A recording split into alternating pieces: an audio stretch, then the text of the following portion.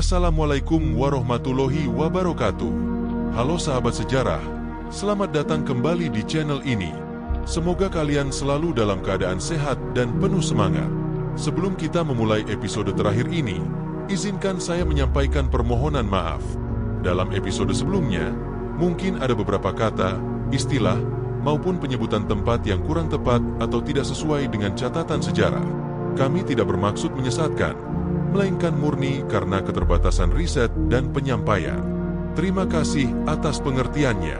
Kini, mari kita menutup perjalanan panjang tentang Kesultanan Banten, memasuki masa pasca runtuhnya kerajaan, dan melihat bagaimana masyarakat Banten mempertahankan identitas, budaya, dan warisan mereka di tengah kolonialisme Belanda. Sebelum lebih lanjut, jangan lupa nyalakan notifikasinya dan subscribe agar tidak ketinggalan cerita sejarah lainnya. Setelah Banten kehilangan kendali politik dan pelabuhan strategisnya kepada VOC, kehidupan sosial dan ekonomi masyarakat berubah secara signifikan. Walaupun kerajaan tidak lagi berdaulat, rakyat Banten tetap mempertahankan budaya, tradisi, dan agama mereka. Pedagang lokal tetap melanjutkan aktivitas perdagangan, meski dengan skala yang lebih kecil. Beberapa pelabuhan tradisional tetap ramai dengan pedagang Nusantara dan pedagang asing yang tidak terkait langsung dengan VOC. Kehidupan masyarakat tetap berputar di sekitar perdagangan lada, cengkeh, dan rempah lainnya, simbol kejayaan masa lalu yang masih melekat. Di desa-desa pedalaman, pesantren dan madrasah tetap menjadi pusat pendidikan Islam. Para ulama mengajarkan generasi muda bukan hanya ilmu agama, tetapi juga nilai kepemimpinan, strategi berdagang, dan ketahanan budaya. Inilah cara masyarakat menjaga warisan Sultan Ageng Tirtayasa dan para pendahulu mereka tetap hidup. Kehidupan politik yang baru dipenuhi tantangan. VOC tidak hanya menguasai pelabuhan, tetapi juga ikut menentukan kebijakan lokal. Para penguasa lokal yang tersisa harus menyesuaikan diri agar tetap bisa memimpin masyarakat. Beberapa bangsawan Banten berkolaborasi dengan Belanda untuk mempertahankan posisi mereka, sementara yang lain mencoba tetap setia pada nilai-nilai kerajaan. Strategi adaptasi ini memastikan bahwa meski kedaulatan hilang, identitas Banten sebagai komunitas maritim dan pedagang tetap bertahan. Rakyat belajar menavigasi sistem kolonial. Mereka mengikuti peraturan VOC, tetapi tetap menjalankan tradisi lokal dan menjaga pesantren serta budaya mereka. Kebiasaan berdagang, berinteraksi dengan pedagang asing, dan kehidupan sosial tetap hidup, meski dalam konteks baru yang lebih terkontrol. Meskipun kekuasaan politik Banten melemah, budaya dan agama tetap menjadi pondasi masyarakat. Masjid-masjid yang megah tetap digunakan untuk ibadah dan pendidikan. Kegiatan dakwah Islam berjalan melalui pesantren dan madrasah, memastikan ajaran agama tetap diterima generasi baru. Seni dan budaya Banten tetap hidup.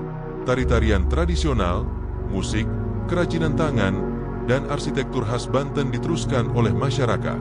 Festival lokal dan kegiatan keagamaan menjadi cara untuk mempertahankan identitas budaya dan menjaga kesatuan masyarakat. Generasi muda belajar dari kisah kejayaan Banten, mengenal kepemimpinan bijaksana, peran armada laut, dan pentingnya perdagangan sebagai sumber kesejahteraan. Ini menjadi pelajaran berharga, bahkan ketika kekuasaan politik telah hilang. Walau VOC mendominasi pelabuhan utama, rakyat Banten tetap berinovasi dalam perdagangan. Pedagang lokal menemukan jalur alternatif, berdagang dengan pedagang Nusantara, Arab, India, dan Cina. Beberapa komunitas Banten di pedalaman mengembangkan pertanian lada, cengkeh, dan rempah lain untuk dijual ke pasar lokal dan regional. Pendekatan ini memastikan ekonomi lokal tetap hidup, meski tidak sebesar zaman kejayaan Sultan Ageng Tirtayasa. Perdagangan tetap menjadi inti kehidupan masyarakat, membentuk jaringan sosial dan budaya yang kuat. Nilai-nilai perdagangan seperti kejujuran, strategi, dan diplomasi tetap diwariskan dari generasi ke generasi. Armada laut Banten mungkin tidak lagi sebesar zaman kejayaan, tetapi keterampilan maritim tetap diwariskan. Nelayan, pedagang laut, dan pemimpin lokal terus mempertahankan kemampuan navigasi dan strategi pertahanan laut dalam bentuk lokal. Beberapa pelabuhan kecil menjadi basis pertahanan lokal, menjaga keamanan perdagangan di wilayah pesisir. Meskipun tidak melawan VOC secara besar-besaran, keberadaan armada lokal ini memastikan masyarakat Banten tetap mandiri dan tangguh di laut. Kehidupan pasca runtuh Banten memberikan banyak pelajaran. Satu kepemimpinan bijaksana dan persatuan menjadi fondasi yang membuat identitas Banten tetap hidup meski kedaulatan hilang. Dua, budaya dan pendidikan mampu bertahan menghadapi tekanan eksternal. Tiga, kemampuan beradaptasi dengan kolonialisme memungkinkan masyarakat bertahan dan menjaga kesejahteraan. Sejarah Banten menunjukkan bahwa kejayaan sebuah kerajaan tidak hanya diukur dari kekuasaan politik, tetapi juga dari kemampuan masyarakatnya mempertahankan nilai, budaya, dan identitas di tengah perubahan besar. Hari ini, kita melihat bagaimana Kesultanan Banten, meski runtuh secara politik, tetap meninggalkan warisan yang hidup, budaya, perdagangan, pendidikan Islam, dan strategi maritim. Rakyat Banten belajar dari sejarah mereka, bahwa perjuangan, persatuan, dan ketahanan budaya adalah kunci untuk bertahan. Meski kerajaan telah hilang, nilai-nilai yang ditinggalkan tetap menginspirasi hingga kini. Sahabat sejarah, demikianlah perjalanan panjang kita menelusuri kisah Kesultanan Banten. Dari berdiri, berjaya, hingga runtuh, Banten meninggalkan warisan yang luar biasa bagi Nusantara. Terima kasih sudah menyimak sampai akhir. Jangan lupa like, share, dan subscribe agar kalian tidak ketinggalan cerita sejarah lainnya yang penuh inspirasi dan pelajaran berharga. Sampai jumpa di konten sejarah berikutnya. Wassalamualaikum warahmatullahi wabarakatuh.